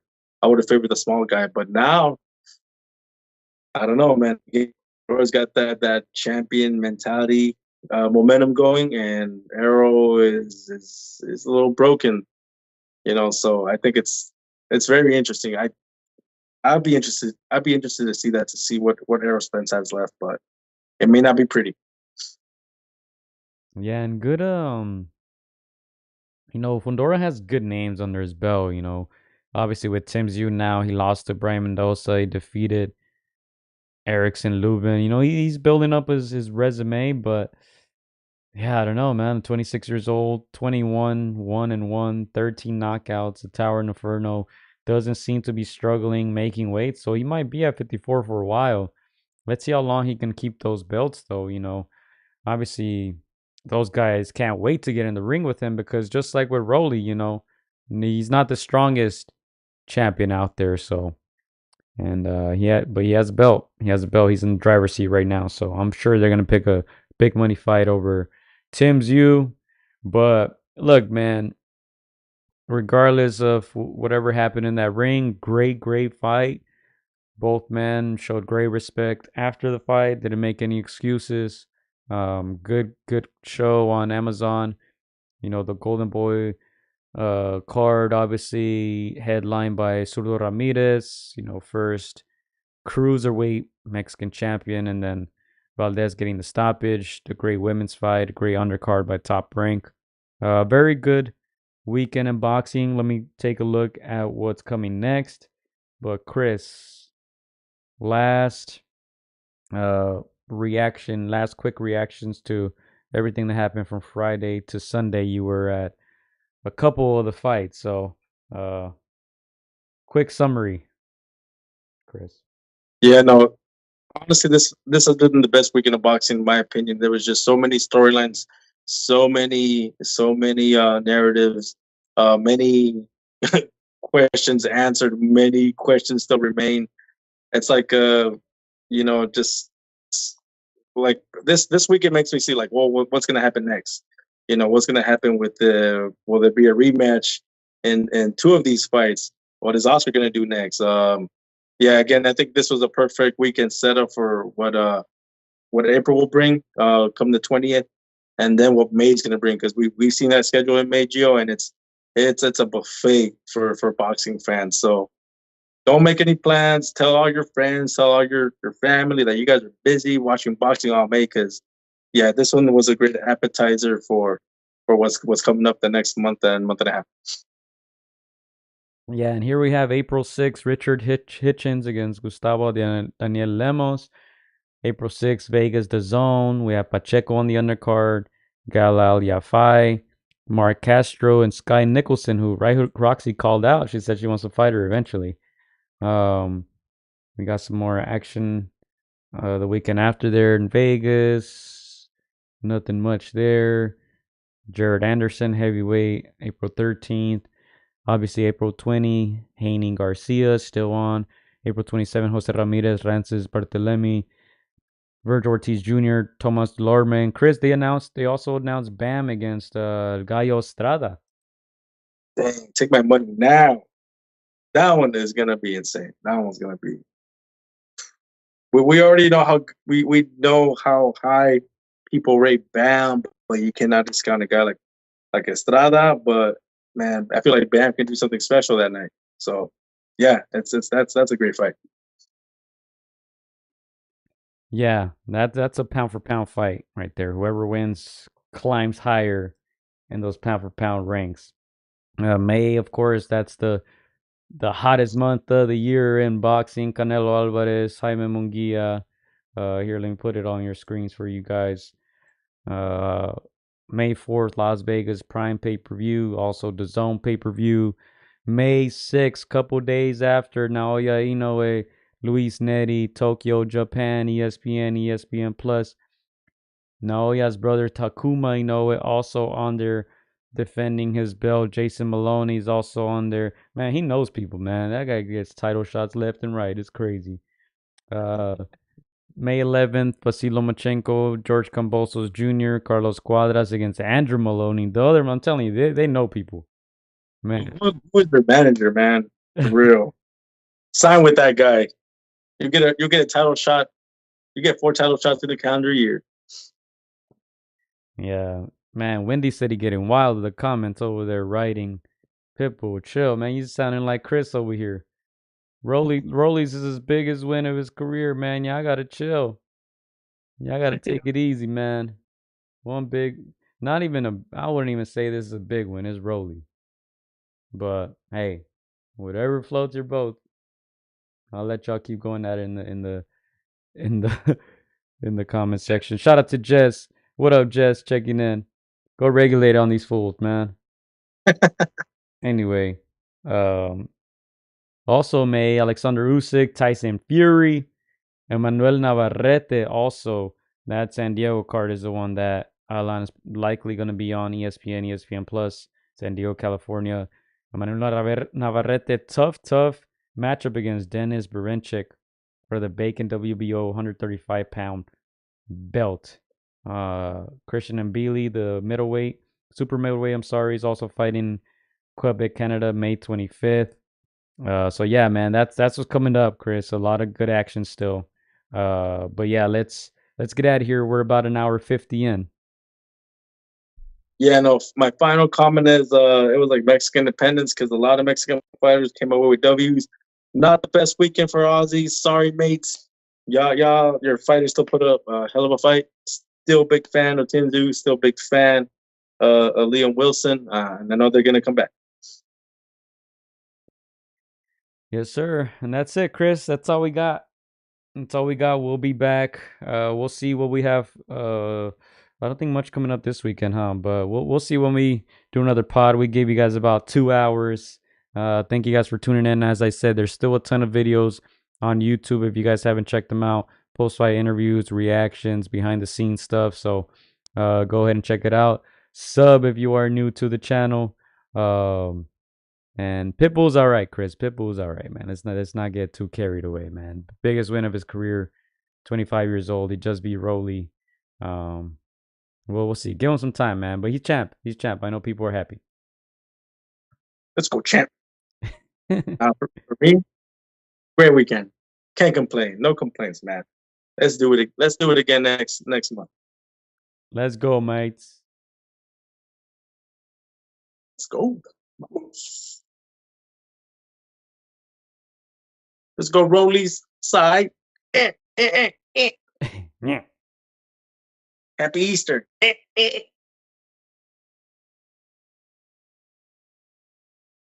Hola amigos, soy Juan Francisco Gallo Estrada. Quiero mandar un saludo para mis amigos de Contra las Cuerdas. Échenle muchas ganas, un abrazo, muchas bendiciones. Shout out to Against the Ropes. You know what mine is? Let's box, bitches. It's almost fight night. Shout out to Against the Ropes. Thank you for the support. Keep doing your thing. You're doing a great job. So thank you and best wishes. Huge shout out to Against the Ropes. Shout out to Against the Ropes. Thank you guys for the interview and hope to see you guys soon. Against the Ropes, always doing the right thing. Shout out to Against the Ropes, man. I appreciate you guys for having me, taking the time out y'all day. Against the Ropes, #1. Freddie Roach. Thank you very much.